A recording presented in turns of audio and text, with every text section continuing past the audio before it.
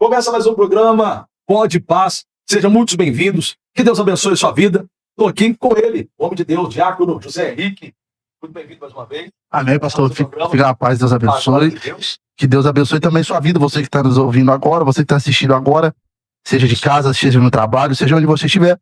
Que Deus abençoe sua vida de uma forma poderosa. Hoje nós vamos estar aqui tratando de alguns temas e assuntos que podem edificar a sua vida e a sua casa, tá bom? Verdade.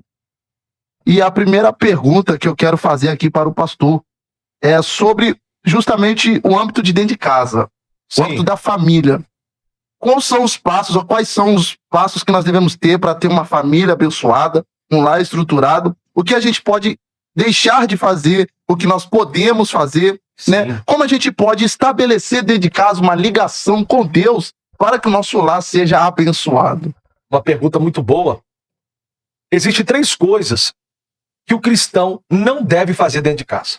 A primeira coisa é xingar. O xingamento, ele atrai demônios territoriais para dentro de casa.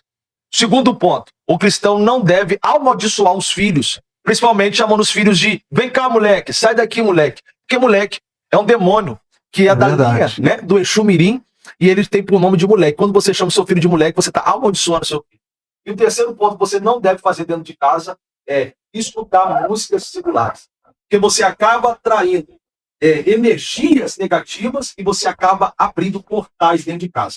Tanto músicas seculares, tanto filme de terror e outras coisas também. Não deve fazer dentro de casa. Por quê? Porque a sua casa é uma casa abençoada. A Bíblia diz em 2 Samuel que a arca de Deus entrou dentro da casa de Obed-Edom e abençoou a casa dele por 3 meses. A arca de Deus simboliza a presença de Deus. Então, aonde tem a presença de Deus, tem também abundância, tem prosperidade, tem paz e tem vitória. Então, prioriza a presença de Deus na sua casa e evite essas 3 coisas que a sua casa será abençoada. Em nome de Jesus. É isso aí, essa foi a palavra do pastor Otávio para a nossa vida.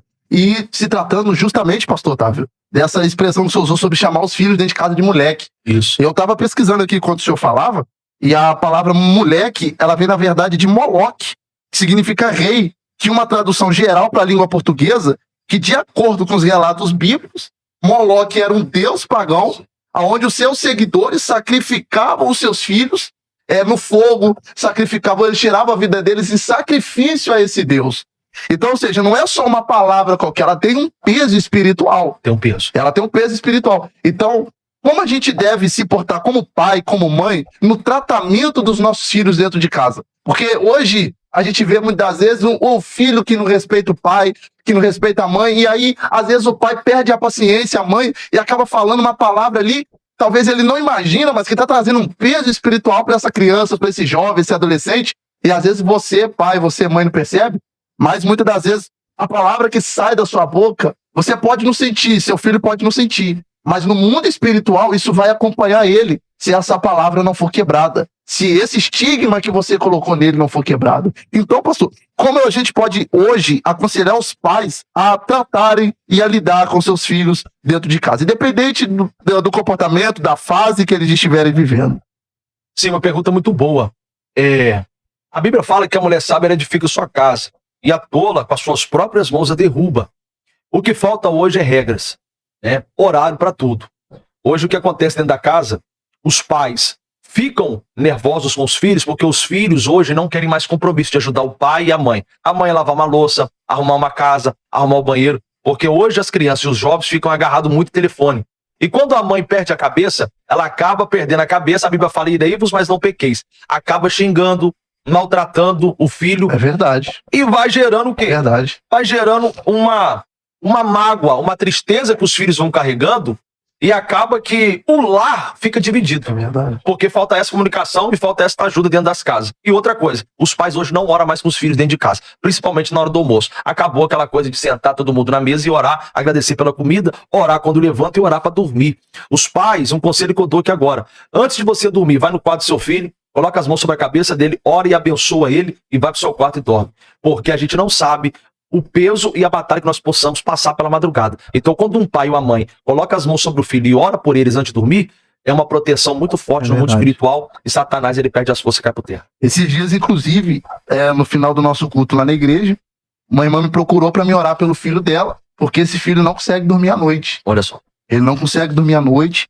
E aí depois passou um tempo, graças a Deus ele voltou a dormir, nós oramos por ele voltou a dormir. E depois uma outra irmã me procurou no final do culto falando que o filho dela conversa com vultos dentro de casa. Eita. Parece que, pela história que me contou, um dia ele estava conversando com uma sombra e ela achou que ele estava conversando com a sombra dele, mas na verdade era de uma prima dele que já tinha morrido. Já tinha morrido. Então, tava virando amigos ali, né? Então, olha só, né, o peso do espiritual dentro de uma casa, principalmente para uma criança.